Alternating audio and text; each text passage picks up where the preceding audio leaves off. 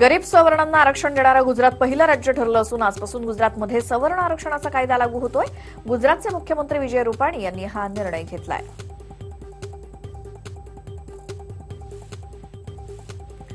तर लालू प्रसाद यादव यांचे पुत्र तेजस्वी यादव यांनीही मायावतींची त्यांच्या घरी जाऊन भेट घेतली. ज्या प्रकारे उत्तर प्रदेशमध्ये सपा आणि बसपाची आघाडी झाली तशीच आघाडी बिहारमध्ये राजद आणि सपात व्हावी यासाठी ही भेट झाल्याची चर्चा आहे. उत्तर प्रदेशात सपा बसपानं हात मिळवणी केल्यानंतर एकट्या पडलेल्या काँग्रेसनं स्वबळाचा नारा दिलाय. 2009 मध्ये जसा काँग्रेस उत्तर प्रदेशमध्ये नंबर 1 चा पक्ष ठरला होता तसंच आताही आम्ही एकटे लढू आणि त्यावेळी जिंकलेल्या जागांपेक्षा दुप्पट जागांवर निवडून येऊ असं काँग्रेस नेते गुलाम नबी आझाद यांनी सांगितलं. अरविंद केजरीवाल लोकसभेची निवडणूक लढवणार नाहीत. ते फक्त दिल्लीला विशेष राज्याचा दर्जा मिळवणं हेच त्यांचं ध्येय असं आम आदमी पार्टीच्या वतीनं स्पष्ट करण्यात आलं. वाराणसीमधून ते नरेंद्र मोदींविरोधात लोकसभा लढवतील अशी चर्चा सध्या सुरू आहे, पण आपनं त्यावरती पडदा टाकला. वादाच्या भोवऱ्यात अडकल्यानंतर जस्टिस सिकरी यांनी लंडनला सीएसएटीत सदस्य म्हणून जाण्यासाठी मोदी सरकारचा प्रस्ताव धुडकावलाय. जस्टिस सिकरी सुप्रीम कोर्टात मुख्य न्यायाधीश जस्टिस रंजन गोगोई यांच्यानंतर दुसरे सर्वात मोठे न्यायाधीश आहेत आणि ते 6 मार्चला निवृत्त झाल्यानंतर सीएसएटी जॉईन करणार होते. अमित शहांच्या पटक देंगे या वक्तव्यावरून शिवसेनेला पटकणार अजून जन्माला आलेला नसल्याचा अप्रत्यक्ष टोला उद्धव ठाकरेंनी शहांना हाणलाय. तर मजबूत सरकारवरून मोदींवर सुद्धा उद्धव ठाकरेंनी हल्लाबोल केला. मुंबईत रविवारी पुन्हा एकदा उच्चस्तरीय समितीची बैठक निष्फळ झाल्यानं 7व्या दिवशीही बेस्टचा संप सुरूच आहे. मात्र आज बेस्टच्या संपावरती तोडगा निघण्याची शक्यता वर्तवली जाते.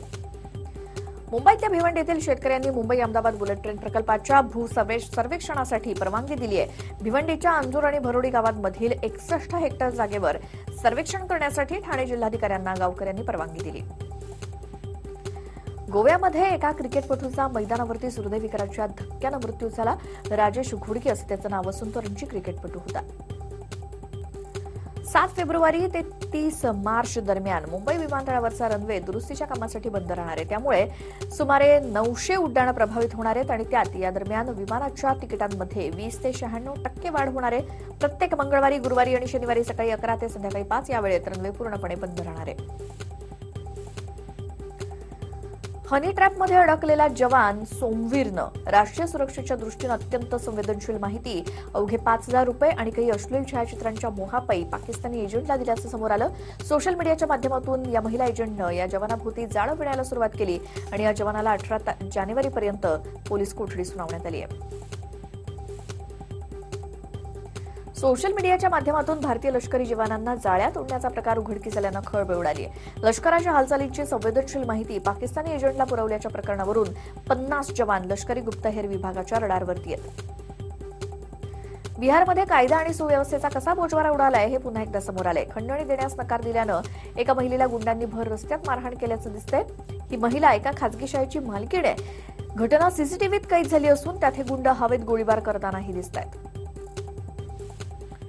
रुग्णांच्या नातेवाईकांनी डॉक्टरला केलेल्या मारहाणीनंतर सफदरजंग हॉस्पिटलमधील डॉक्टरांनी संप पुकारला. या संपामुळे रुग्णांचे हाल होत आहेत, तर मारहाण करणाऱ्यांवर कठोर कारवाई करावी आणि डॉक्टरांना सुरक्षा पुरवावी अशी मागणी संपकरी डॉक्टरांनी केली आहे. उत्तर प्रदेशच्या बरेलीत भूमिगत असलेली गॅस पाईपलाईन लिकेज झाल्यानं मोठी आग लागली. सुरक्षेच्या कारणास्तव तो परिसर निर्मनुष्य करण्यात आला होता.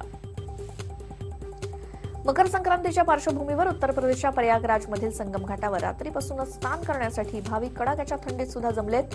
मकर संक्रांतीच्या दिवशी संगम घाटावरती सकाळी स्नान करणं शुभ असल्याचं भाविकांचं म्हणणं आहे. पश्चिम बंगालच्या दक्षिण परगणा इथे 15 तारखेला होणाऱ्या गंगासागर मेळ्यासाठी भाविकांनी गर्दी करायला सुरुवात केली आहे. या मेळ्यासाठी जगभरातून साधू संत आणि भाविक मोठ्या प्रमाणात येत असल्यानं पोलिसांनी तसा बंदोबस्त ठेवलाय.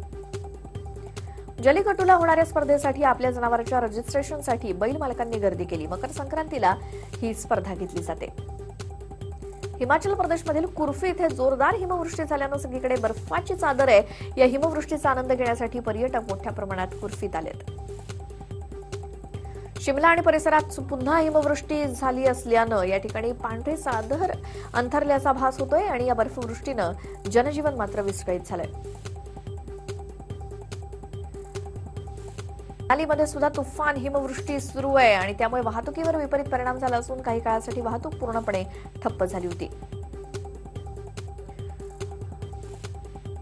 गुरु गोविंद सिंगजींच्या 352व्या प्रकाश पर्वाच्या वेळी अमृतसरमधील सुवर्ण मंदिराला आकर्षक रोषणाई करण्यात आली होती. त्याचबरोबर सुवर्ण मंदिरावर आतिषबाजी सुद्धा करण्यात आली. 100 वर्षांच्या पाक हिंदू महिला जमुनाबाई यांना सरकारच्या वतीनं भारतीय नागरिकत्व बहाल करण्यात आलं. जमुनाबाई 2006 मध्ये त्यांच्या कुटुंबासह भारतात आली आणि त्यांनी 2015 मध्ये भारतीय नागरिकत्व मिळण्याची विनंती केली होती. ग्राहकांना आकर्षित करण्यासाठी वोडाफोन कंपनीनं सर्वात मोठा प्लान बाजारात आणलाय. 1499 रुपयांचा असलेल्या या प्लॅनची वैधता वर्षभर असणार आहे. Play subscription, free national roaming, unlimited local, national outgoing calls, रोज 100 SMS फ्री आणि 1 GB डाटा या प्लॅनमध्ये आहे. ऋषभ पंत चॅम्पियन क्रिकेटर बनू शकतो असं MSK प्रसाद यांना वाटतंय. त्यांच्या खेळाच्या वेगळ्या शैलीमुळे तो 2019च्या वर्ल्ड कपमध्ये निश्चितपणे भारतीय संघात दिसेल असा विश्वासही प्रसाद यांनी व्यक्त केलाय. महाराष्ट्राच्या खेळाडूंनी खेलो इंडिया 2019 मध्ये जिम्नॅस्टिकमधील वर्चस्व कायम राखताना रविवारी 3 सुवर्ण पदकांची कमाई केली. आदिती दांडेकरनं 2 प्रकारात तर रिचा चोरडी आणि आरिफ डे यांनी प्रत्येकी 1 सुवर्ण पदक मिळवत महाराष्ट्राच्या यशात महत्वाचा वाटा उचलला. 3 दिवसांपूर्वी खेलो इंडियाच्या 100 मीटर शर्यतीत अवंतिकाला गनशॉट ऐकूच आला नाही आणि तिची सुरुवात चुकली. हमखास पदक तिच्या हातून निसटलं, पण 200 मीटरमध्ये पदक मिळवायचं, चूक करायची नाही या जिद्दीनं अवंतिका शर्यतीत उतरली आणि तिनं पदकाची ती उणीव भरून काढताना सोनेरी धाव घेतली.